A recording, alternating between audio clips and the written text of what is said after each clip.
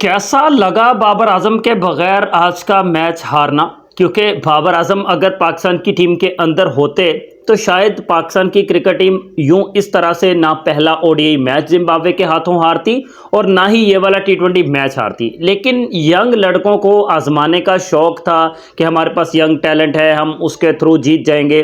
देखें, मैं आपको एक बात बताता हूं, पहला मैच जो हम लोगों ने जीता था वो भी हमारी बॉलिंग ने हमको जितवाया था। सेकंड मैच जो हम लोगों ने विन किया था वो भी हमारी बॉलिंग ने ही हमको जितवाया था। हमारे बैटर्स की परफॉर्मेंस कोई इतनी भी आला किस्म की नहीं थी कि हम ये कह सकें कि भाई हमने डोमिनेट कर दिया था। क्योंकि चाहते तो हम ये थे कि हम यंग लड़कों को खिलाएं, हम नए टैलेंट को आजमाएं और हम कम से कम 200 वाली क्रिकेट खेलें। आज वो बंदे कहाँ हैं कि जो कहते हैं कि बाबर को और रिजवान को टीम से निकाल दो और हम 200 वाली क्रिकेट खेलना चाहते हैं कि टी20 में हम 200 प्लस करेंगे। आ गया है भाई साहब 200 प्लस आ गया स्वाद, ले लिए मज़े 200 के।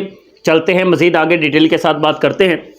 अगर आप लोग पहली बार मेरे चैनल पर विजिट करके आए हैं तो भाई साहब वीडियो को लाइक और चैनल को सब्सक्राइब आप लोगों ने लाजमी से करना है।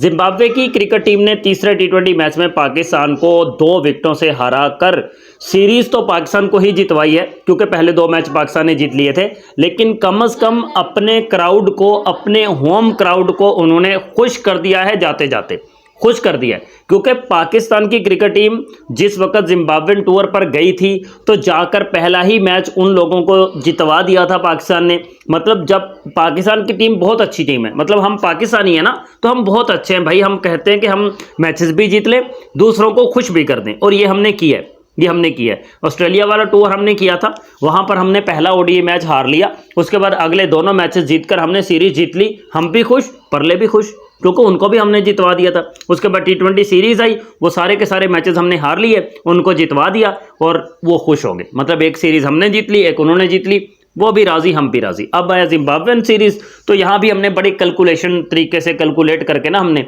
जीत भी हासिल की है, हारे भी हैं। तो पहला मैच जब जिम्बाब्वे में हम गए तो वहाँ पर जाकर बड़े तरीके से उनके हाथों हारे, उनको खुश कर दिया। उन्होंने कहा लो भी अब तो सीरीज हमारी है। लेकिन अगले दोनों मैचेस जीतकर हमने वो सीरीज जीत ली।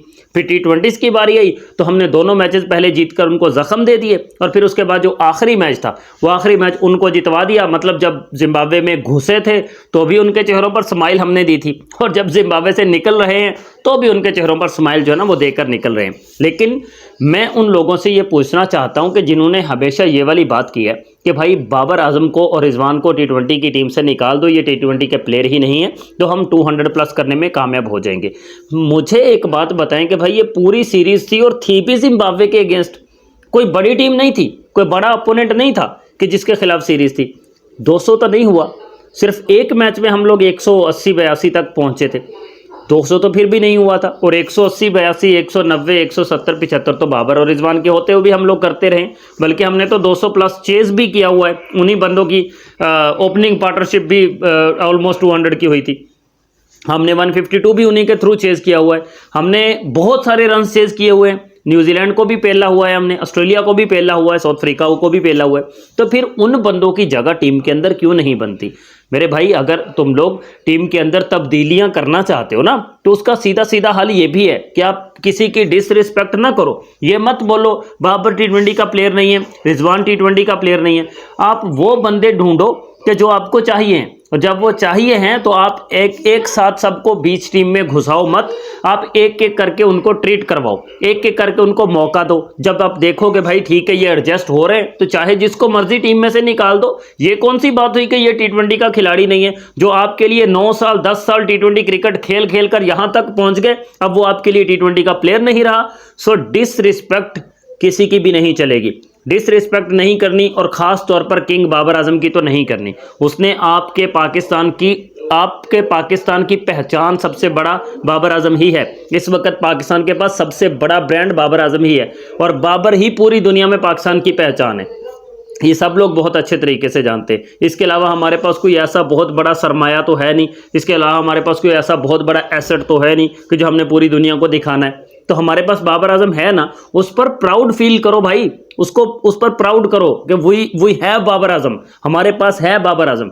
पूरी दुनिया को बताओ लेकिन यहाँ पर रोने धोने जो एक परफॉर्म करता है उसके भी खिलाफ बोलने की आदत है। कब जाएंगी भाई? कब ये आपके अंदर जो बाबर आजम के खिलाफ बोलने वाला कीड़ा है वो कब मरेगा? मुझे इस चीज़ का नहीं पता, लेकिन इतना मैं ज़रूर जानता हूँ कि बुग़्ज़ बाबर जिस चीज़ के अंदर भी है ना वो पल पल तड़पता है। जिसके अंदर भी बुग़्ज़ बाबर भरा हुआ है ना वो सुकून की नींद नहीं सोता है। But congratulations to all haters कि भाई साहब बाबर आजम के बगैर भी जिम्बाब्वे ने पाकिस्तान को हरा दिया है। और शुक्र है कि भाई बाबर नहीं था, बाबर के होते हुए हार जाते ना तो शायद क़यामत आ चुकी होती। अब तक दुनिया इधर की उधर कर देनी थी बाबर के हेटर्स ने कि भाई बाबर ने हरवा दिया। चलो शुक्र है भाई बाबर नहीं था इसलिए हार गए हैं, तो कोई बात नहीं, अब सबसे बर्दाश्त हो जाएगा। अब कोई बंदा भी ऐसा नहीं बोलेगा कि इसने हरवाया उसने हरवाया। खुश होंगे सारे के यार खैर है, आज वो एक्सक्यूजेस ढूंढ रहे होंगे। अब कोई बात नहीं, खैर है जिम्बाब्वे जीत गया तो क्या हुआ, सीरीज़ तो हमने जीती है ना। बाबर होता तो सीरीज़ जीत भी चुके होते तो भी बाबर के खिलाफ ज़रूर बोलना था।